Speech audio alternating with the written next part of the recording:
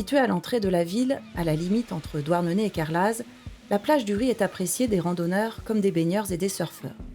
Pendant un an, entre mars 2019 et mars 2020, elle a été frappée d'une interdiction de baignade sur décision préfectorale. En cause, non pas les algues vertes, car la ville procède à leur ramassage en moins de 48 heures, mais des épisodes récurrents de pollution bactériologique. Cette pollution est charriée par le ruisseau du Névé qui serpente au creux d'un bassin versant de 36 km² avant de finir sa course sur la plage du Ry. Une plage faiblement brassée car située en fond de baie, ce qui la rend particulièrement vulnérable. Aujourd'hui, cette interdiction est levée, mais il arrive encore régulièrement qu'un arrêté du maire interdise la baignade de façon ponctuelle pour 24 ou 48 heures.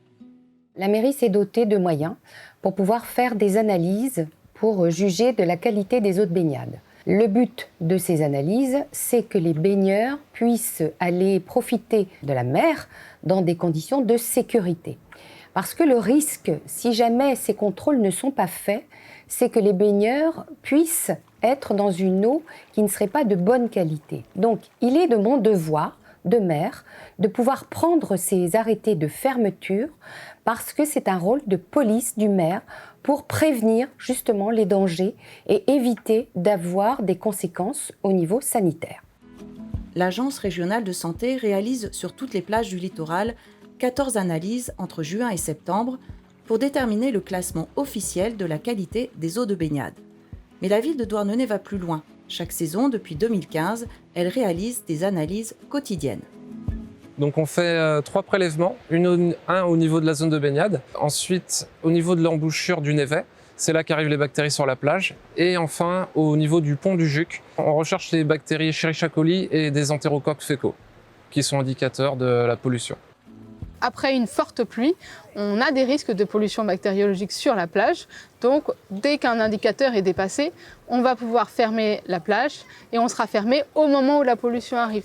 On réouvrira dès lors qu'on connaît, grâce à notre contrôle, que la qualité est suffisante pour que les baigneurs se baignent à nouveau en toute sécurité sur la plage.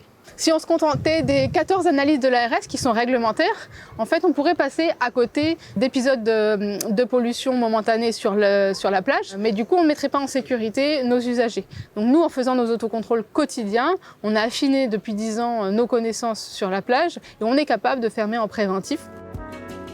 Quand la baignade est interdite, un arrêté est pris dans la foulée par le maire. Il est affiché sur site en même temps que le drapeau rouge est hissé. L'information est rapidement diffusée sur les réseaux sociaux. Suite à l'interdiction de baignade en 2019, la préfecture a désigné la ville de Douarnenez comme coordinatrice d'un comité technique pour la reconquête de la qualité des eaux de baignade sur la plage du Ry. Y participent entre autres l'EPAB, établissement public de gestion et d'aménagement de la baie de Douarnenez, qui accompagne les propriétaires d'exploitations bovines vers des pratiques durables. Car le bassin versant est essentiellement peuplé de terres agricoles.